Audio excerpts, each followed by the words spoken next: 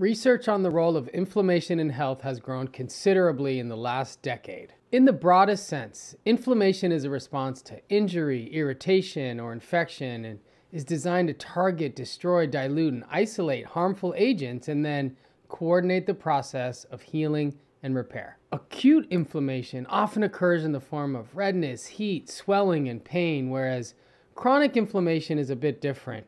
It occurs over weeks, months, and years and has been identified as the underlying cause of many disease states. Chronic inflammation can stem from adversity during early life development, environmental toxins, alcohol and drug use, poor nutrition, and more. Today, we're talking about chronic inflammation. The immune system regulates the inflammatory cascade. Along with many other roles, immune cells are a primary source of cytokines, which are immunomodulating agents. Common examples include interleukins and tumor necrosis factors, which can be evaluated through a blood test. And there are several ways to reduce the inflammatory load throughout the body, including stress reduction, improved sleep hygiene, movement, and of course, improving your eating patterns and food choices. I know that's why you're here. You've already implemented many of these techniques at this point in the program, and it's time to take some next steps. Understanding inflammatory processes are particularly important for mental health because recent evidence suggests that inflammation, which often originates in the gut, can cross the blood-brain barrier and lead to neuroinflammation, which has been associated with adverse mental health states. Can gut-based anti-inflammatory eating patterns reduce inflammation in the brain? Let's go! To date, several studies have been published and collectively, findings suggest that dietary improvement can improve symptoms of depression. Researchers developed a dietary inflammatory index in 2004 to assess pro- and anti-inflammatory foods at the population level. Importantly, these findings do not apply to everyone. Remember, population health does not equal individual health. One person may experience an inflammatory response to certain foods that are considered anti-inflammatory at the population level.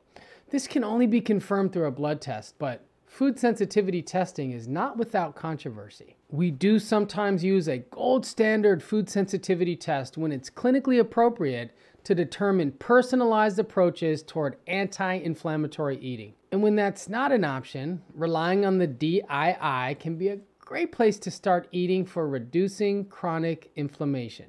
And of course, avoiding pro-inflammatory foods is wise, but today we focus on foods to include more of. This process keeps a positive spin on nutrition rather than punitive approaches that are far too common in mainstream media. The current consensus is that the following foods are just some examples of those with the most potent anti-inflammatory properties. You ready? Fruit includes all berries, cherries, grapes, and pomegranates. Vegetables include broccoli, Brussels sprouts, kale, bok choy, bell peppers, tomatoes, and mushrooms. Whole grains includes oats, brown rice, and barley.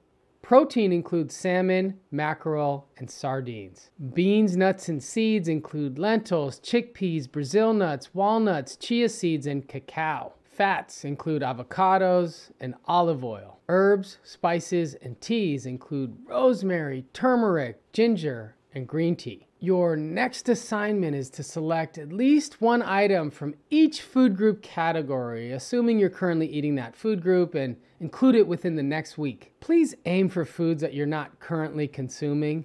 Mix it up. For more ideas of anti-inflammatory foods, please refer to the polyphenol link below. You'll get a chance to revisit your selections. Feel free to refer to it at any time and add new foods or new nutritional intentions. Remember, reducing inflammation through food is not an overnight process. It should continue for our lifetime.